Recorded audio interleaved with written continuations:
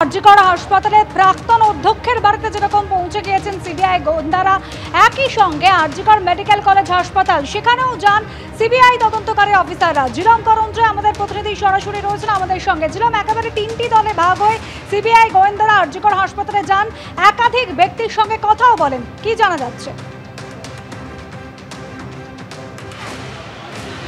এই মুহূর্তে আমি রয়েছি আরজিকর মেডিকেল কলেজ হাসপাতালের অ্যাডমিন বিল্ডিংয়ের সামনে, এবং সেই অ্যাডমিন বিল্ডিংয়ের ফার্স্ট ফ্লোরে আছে এমএসভিভির অফিস।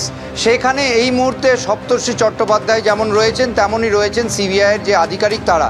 এর পাশাপাশি আমরা যেটা জানতে পারছি, অ্যাকাউন্টস বিভাগের যিনি আধিকারিক অ্যাকাউন্টস অফিসার তিনিও আছেন, এবং এখানে বিভিন্ন তথ্য সংগ্রহ করা হচ্ছে। পাশাপাশি যে কম্পিউটারটা সঞ্জয় বশিষ্ঠ এমএসভিভি হিসেবে ব্যবহার করতেন সেইটা বাজেয়াপ্ত করার জন্য যা যা পদক্ষেপ সেইগুলো করা হচ্ছে। কিছুক্ষণ আগেই আমরা দেখেছিলাম যে এইখানে আধিকারিকরা, বেশ কিছুজন প্রশাসনিক আধিকারিক, তারা এই হাসপাতালের গাড়ি করে সিজিওর উদ্দেশ্যে রওনা দিলেন।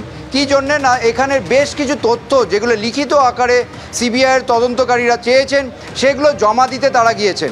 এর পাশাপাশি তোমাকে জানিয়ে রাখবো, প্রিন্সিপালের অফিস যেটা প্ল্যাটিনাম জুবিলি বিল্ডিংয়ে রয়েছেন সেখানেও সিবিআইয়ের গোয়েন্দারা রয়েছেন।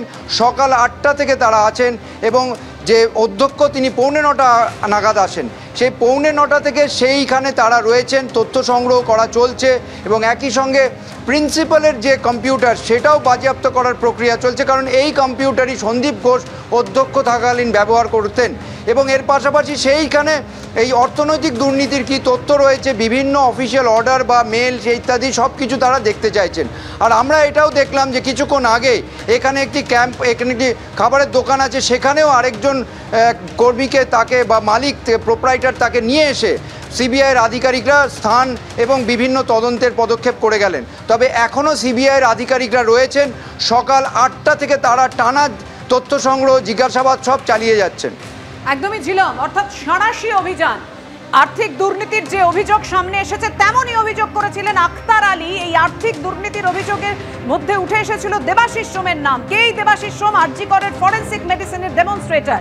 তার কেষ্টপুরের বাড়িতেও তল্লাশি চালান আধিকারিকরা, সিবিআইয়ের আধিকারিকরা। নিজাম প্যালেসে চলে গেলেন দেবাশিস সোমকে নিয়ে। এই মুহূর্তে সিবিআইয়ের আধিকারিকরা কি আপডেট রয়েছে আমাদের সঙ্গে রয়েছেন আমাদের প্রতিনিধি সত্যজিৎ বৈদ্য। সত্যজিৎ,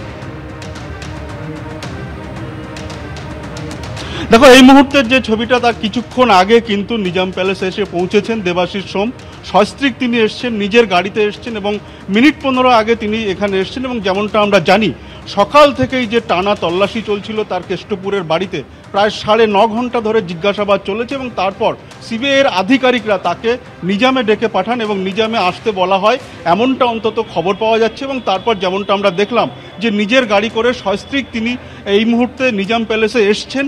মিনিট 15 হলো তিনি এসছেন, এবং তিনি আমাদের কোনো প্রশ্নের উত্তর দিতে চাননি। ঠিক কী কারণে কি কি জিজ্ঞাসাবাদ হয়েছিল এবং কি কথা হয়েছে সেই সমস্ত বিষয়ে তিনি তেমন কিছুই বলেননি, যদিও বেশ কিছুক্ষণ আগে যেমনটা আমরা দেখলাম তিনি নিজাম প্যালেসে এসেছেন। দেবাশিস সোম, তুমি যে কথা বলছিলে, সস্ত্রীক যখন এসে পৌঁছন নিজাম প্যালেসে, কি বলেছিলেন তিনি? রাখবো আপনাদের সামনে।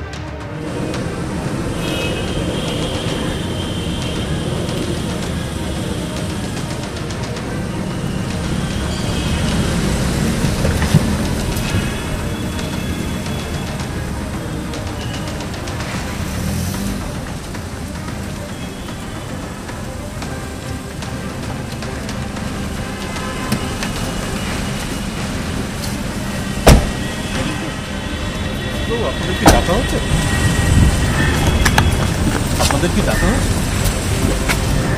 আপনাদের ডাকা হয়েছে নিজামে? কে ডেকেছে?